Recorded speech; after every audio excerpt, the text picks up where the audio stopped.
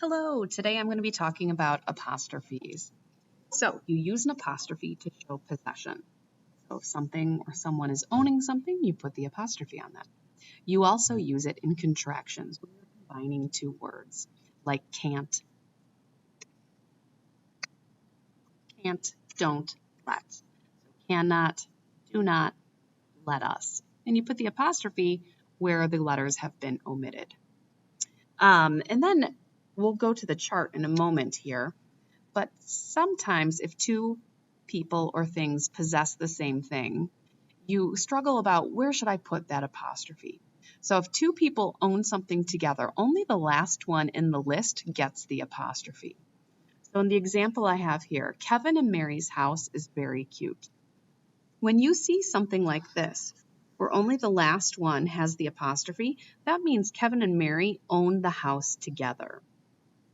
Now, if two people own two different things, then both names get apostrophes. So like Rita's and Kim's shoes are new. That is telling us that Rita has her own pair of shoes and Kim has her own pair of shoes. The other thing I'd like to talk about is when should you put an apostrophe on a word? What's up, Mark?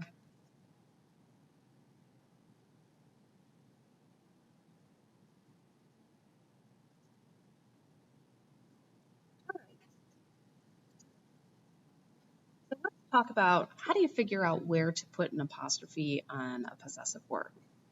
So I have this chart here. At the top it says the word doesn't end in S or it ends in S. And then along the side I have singular and plural.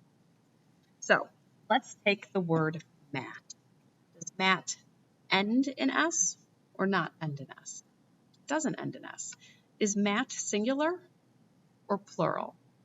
Singular. There's only one Matt. So then you put your finger up here and over here, and you move your fingers until they meet. And they meet right here, this quadrant. And it tells us to add an apostrophe S. So it looks like this, M-A-T-T apostrophe S. Most of you have been doing that correctly.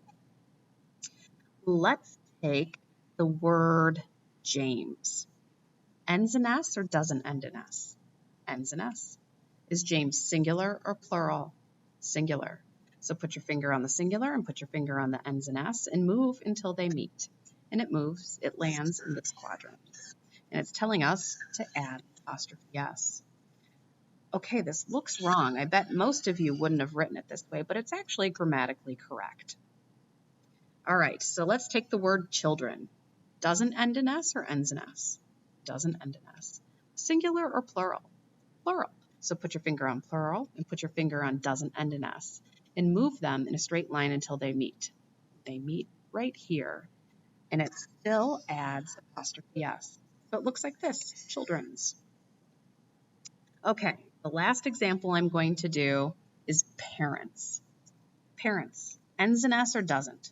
Ends in S. Singular or plural? Plural. So you're going to put your finger here, you're going to put your finger here, and you're going to move them straight until they meet. And we get in this quadrant. This is the only quadrant that gives you a different result. And it's add apostrophe. So parents, if you want the parents to possess something, it's going to look like this. So if you're writing something and you don't know how to put the apostrophe or the apostrophe S on it, you can use this 4-box system and you'll get the answer every single time. That helps.